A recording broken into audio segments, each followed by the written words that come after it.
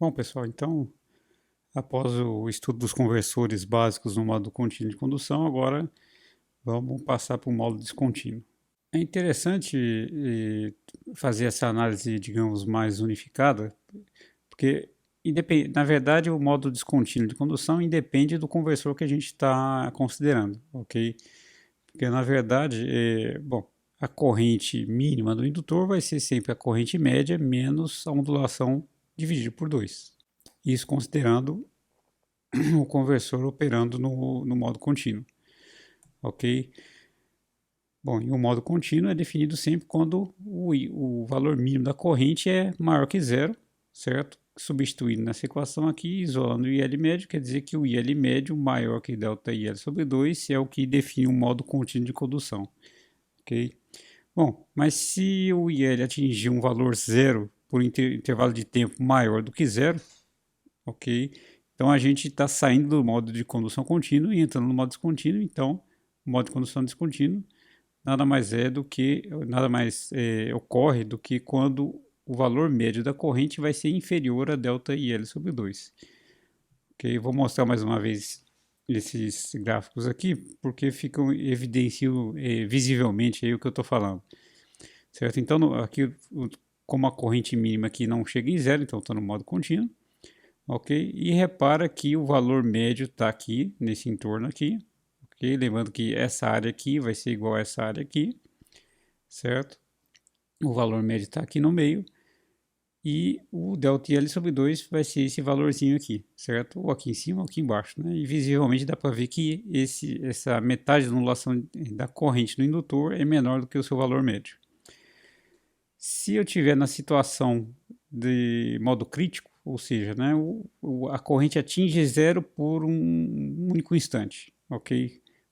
Instantaneamente ele fica em zero, quando a corrente chega em zero, a chave já fecha novamente. Ok, o interruptor já fecha novamente e recomeça a primeira etapa. Então repara que eu desenho de tal forma que o valor médio aqui continua sendo o mesmo, de tal forma que essa área aqui, mais uma vez, né, vai ser igual a essa área aqui, certo? Assim como essa área aqui era igual a essa área aqui, ok? Então o valor médio aqui continua o mesmo, só que estou trabalhando com uma ondulação maior. Na verdade, estou imaginando, por exemplo, as mesmas condições de tensão de entrada e saída, mesmo valor de razão cíclica, ok? Mas eu estou mudando o valor da indutância, ok? Como essa indutância aqui é menor do que essa daqui, eu tenho uma ondulação de corrente maior. E nesse caso, a ondulação de corrente tão grande que o ΔIL sobre 2, metade da ondulação, vai ser exatamente igual ao valor médio. Isso aí define esse modo crítico de operação. Ok?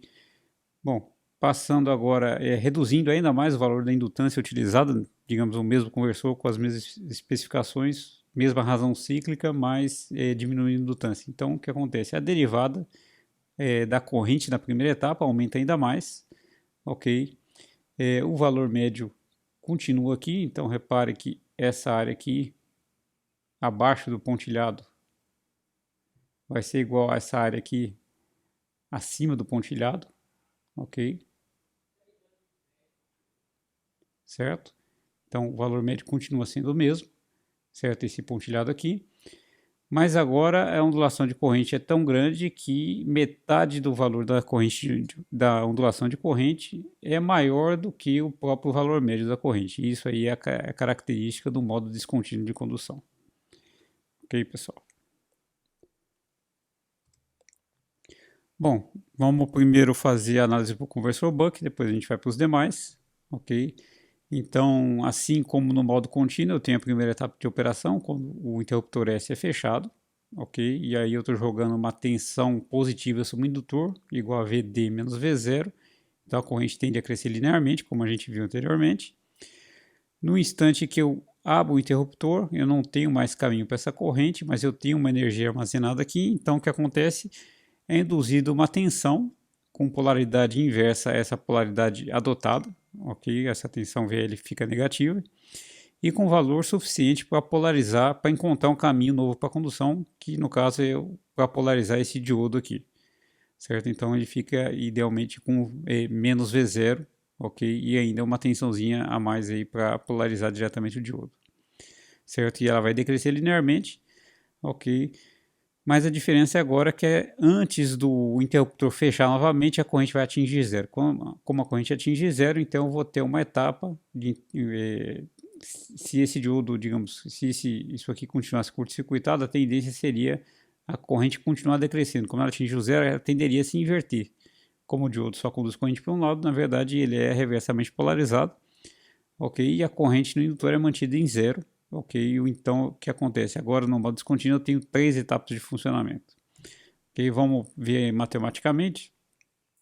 Então a primeira etapa de operação é quase que exatamente igual à primeira etapa do conversor Buck no modo contínuo, ok?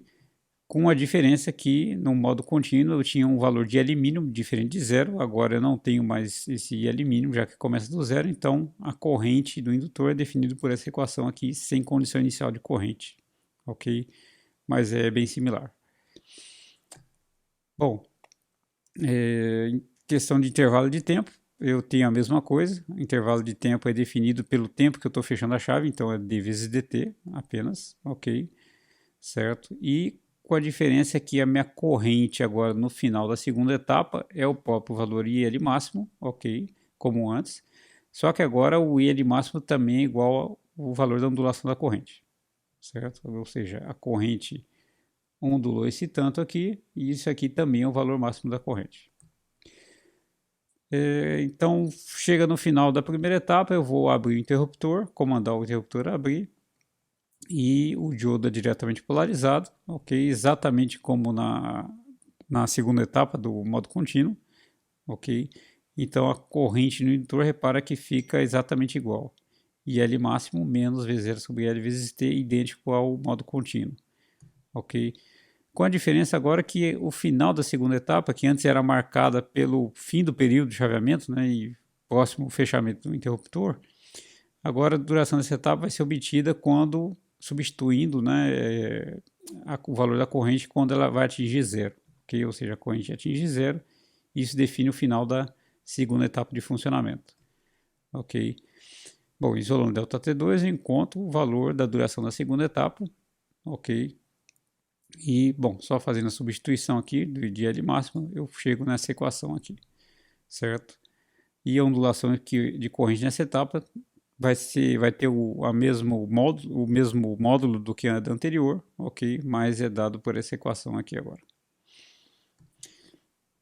E a grande diferença é realmente a existência dessa terceira etapa, né? Já que a energia armazenada no indutor agora é zero, certo? Então, se eu tenho zero de corrente, eu não tenho mais DI/dt, e se eu não tenho mais DI/dt, eu não tenho indução de tensão e a corrente no indutor simplesmente permanece em zero durante toda essa etapa aqui, ok? Dessa forma, repare que, bom, na primeira etapa a tensão sobre o indutor é a tensão de entrada menos saída, na segunda etapa vai ser menos a tensão de saída e na terceira etapa a tensão no indutor vai ser nula, ok? Repara que isso aqui então vai ter um impacto no valor da tensão reversa no interruptor e no diodo durante essa etapa de funcionamento. Como a tensão aqui é nula, a tensão reversa sobre o diodo vai ser o próprio valor de V0, ok? Então, se eu tenho V0 aqui, a tensão reversa sobre a chave vai ser a tensão de entrada menos a tensão de saída durante a terceira etapa de funcionamento, ok? E a duração da etapa vai ser dada, na verdade, por o ΔT3 vai ser o período de chaveamento menos a duração das outras duas etapas, ok? Já que vai depender basicamente do período e da razão cíclica, ok? Então, esse aqui é a equação da duração da terceira etapa de funcionamento. E o próximo passo, assim como a gente fez no modo contínuo, é obter o ganho estático, ok? Bom, vamos tentar aqui fazer a obtenção do ganho estático pela definição de regime permanente, né? O valor médio da corrente do indutor igual a zero, ok?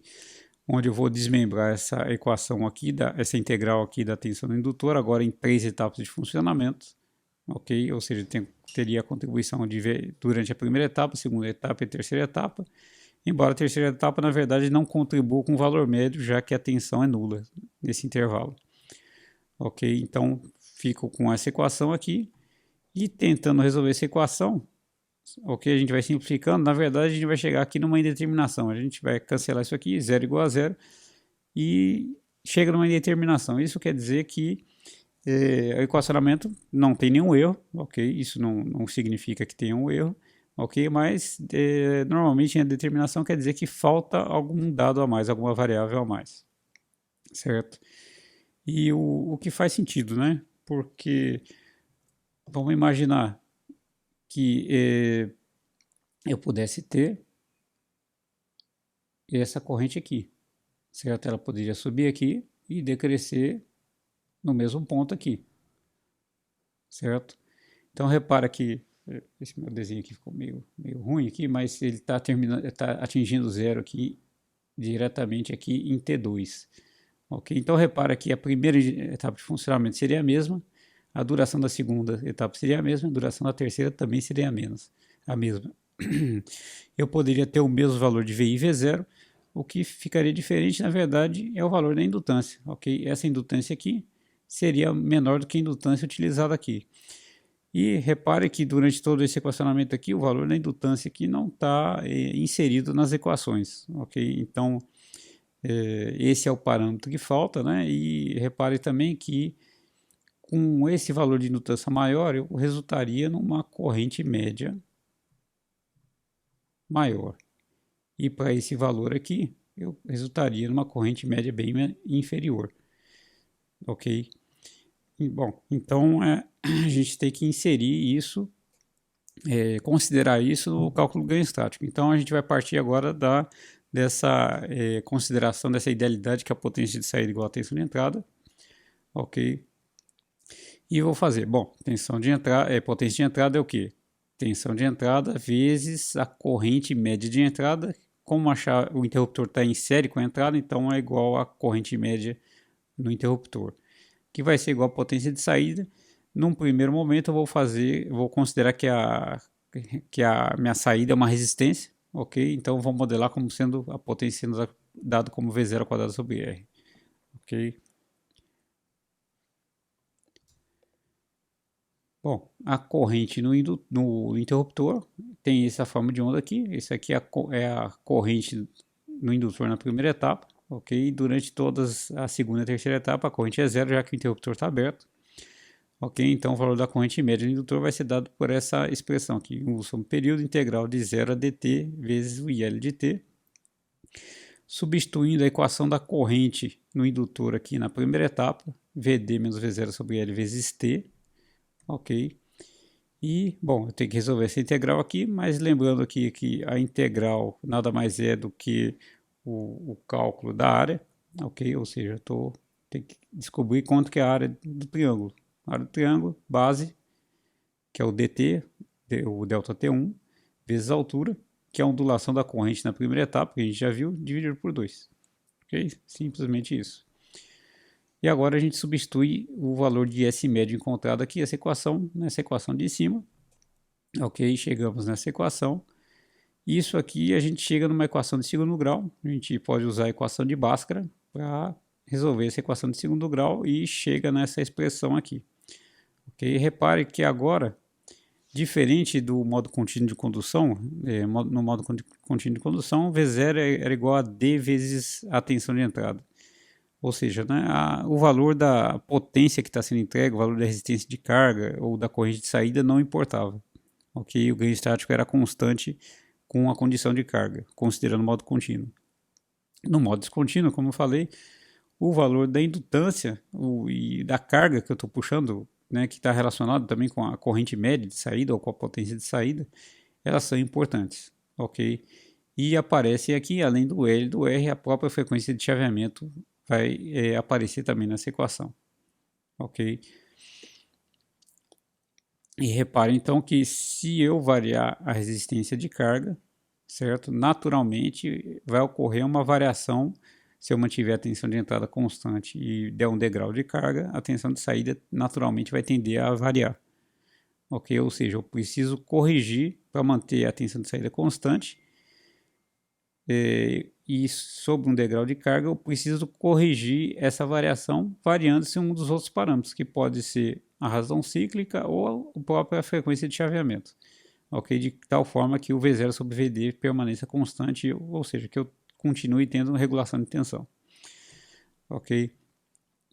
Bom, eu vou considerar, calcular o ganho estático agora considerando a carga como uma fonte de corrente constante, ok? Já vou mostrar para vocês por que eu estou fazendo isso. Então, mesma coisa, potência de saída com a potência de entrada, a potência da entrada é igual a tensão de entrada vezes a corrente média na chave, mas agora vai ser igual a V0 vezes o I0, ok? Não vou usar o V0 sobre R aqui para modelar minha carga, ok? Vou usar a própria corrente de carga, ok? Bom, então utilizo o mesmo valor da corrente média que eu tinha calculado antes, ok? A equação aqui não mudou, certo? Só que agora eu tenho V0 vezes I0 e vou fazer V0 sobre VD. V0 sobre VD vai ser igual a essa equação. E repara que do lado direito aqui da equação, eu fiquei em função do próprio VD, porque eu não consigo, na verdade, isolar completamente o V0 sobre VD. Ok? Então, normalmente quando a gente tem essas situações, a gente costuma, de alguma forma, parametrizar essa parcela que depende da tensão de entrada, ok? E no caso a gente vai parametrizar em função de F vezes L vezes a própria corrente de saída dividido por VD e a gente chama isso aqui de corrente de carga parametrizada, ok? O I', certo? Então substituindo esse I' aqui por todos esses parâmetros aqui, eu tenho que então o que eu ganho estático vai ser d ao quadrado dividido por d ao quadrado mais 2 vezes I', ok? E agora eu consigo traçar o gráfico do ganho estático do conversor Buck, ok? De, digamos, maneira unificada, né? Ou seja, considerando tanto o modo contínuo quanto o modo descontínuo. Então reparem que, digamos, eu tenho o mesmo conversor e vou operar ele com a razão cíclica fixa, por exemplo, D igual a meio, certo? Quando eu estou puxando uma corrente de carga suficiente para manter um modo contínuo de condução, ele está operando aqui. À medida que eu vou reduzindo a carga, ou reduzindo a corrente de saída, ok? O ponto de operação do conversor vai andando daqui para cá e vem reduzindo e vai chegar a um valor de corrente de carga, ok? Onde eu vou passar para o modo descontínuo de condução, ok? E aí, quando eu passo para o modo descontínuo de condução, se eu continuar variando a carga, o meu ganho estático vai tender a aumentar. Bom, por que acontece isso? Né? Então, eu tenho a ondulação de corrente no meu indutor, aqui, certo? Eu tenho esse valor médio, ok? Aqui está então, meus eixos, né? Ok, então repara que meu I0', esse pontilhado aqui, está com valor alto, ok? E à medida que eu vou diminuindo o valor da corrente de saída, como posso fazer isso? Por exemplo, aumentando a própria resistência. Eu aumento a resistência, mas aqui eu estou colocando em função da corrente. Aumentei a resistência, a tensão de saída é mantida constante, a corrente média de saída tende a cair. Ok? Então ela tende a passar daqui, ela vai passar para um novo valor médio aqui. Ok? E, bom, se eu ainda estiver no modo contínuo, a tensão de entrada e a tensão de saída são as mesmas. Ok? Os parâmetros não mudaram, então eu vou ter a mesma forma de onda de corrente, somente deslocada aqui para baixo. Ok? Bom, mas o que acontece? Se eu reduzir ainda mais a corrente de carga parametrizada, né, vai chegar no instante que eu vou entrar no modo crítico de condução, ok? Certo? E o valor da corrente média está aqui, de tal forma que a corrente média é igual a metade da ondulação, como a gente viu antes, ok? Esse aqui seria o ponto do modo crítico, considerando a razão cíclica de 0,5. E se eu reduzir ainda mais, o que vai acontecer? O que vai acontecer é que, vamos considerar que a tensão de entrada permanece constante, né? Eu vou ter a mesma derivada de entrada, ok? Mas a corrente na saída, repara que se eu estou aumentando a resistência de carga ou diminuindo o valor do I0 médio, eu preciso perder área em algum lugar. Se a derivada na primeira etapa é constante, então como que eu vou perder área aqui? Só se ela decair mais rapidamente, ok? E aí sim eu diminuir o valor da corrente de carga, ok? E como que esse cara decresce mais rápido? aumentando a tensão de saída, ok? E por isso que ele tende a ir aqui para cima, ok? No limite, no limiar, digamos, se minha corrente parametrizada for nula, certo? Então, se a corrente parametrizada for nula, isso quer dizer que o V0 vai ser a própria tensão de entrada, ok? Repara que e zero nulo, isso aqui cancela, então d ao quadrado sobre d ao quadrado, qualquer que seja o valor da razão cíclica, eu vou ter um valor unitário, V0 igual a tensão de entrada, certo? Ou seja, durante a primeira etapa, a derivada aqui, essa derivada aqui depende de V0 menos VD, ok? Então, se eu tiver uma subida de corrente, quer dizer que eu vou ter teria um valor médio resultante de corrente, mas se eu estou com a situação em carga em vazio, isso, digamos, dá um problema, né? Ou seja, a única forma da corrente não subir é se a tensão de saída for igual à tensão de entrada, ok? VD menos V0, perdão. Ok, e aí se o V0 for igual a VD, então eu não vou ter derivada em nenhuma etapa de operação, ok, pessoal? E aí seria a operação em vazio do conversor. Bom, vamos resolver um exemplo agora. Então, considere um conversor buck operando a 200 kHz com uma indutância de 1,1 microhenry e vamos supor que ele está alimentando um processador Intel Core i7 900. Vamos falar que o capacitor de saída é grande o suficiente para ser desprezível a ondulação da tensão de saída, ou seja, não vou me preocupar com ela. Uma tensão de entrada de 12 volts, ok? E a tensão de saída vai variar entre 1 e 1,15 volts, ok? Então, eu quero que vocês determinem a faixa da razão cíclica de operação, considerando a corrente que o processador está puxando 10 amperes e depois quando ela estiver puxando 140 amperes, ok, pessoal?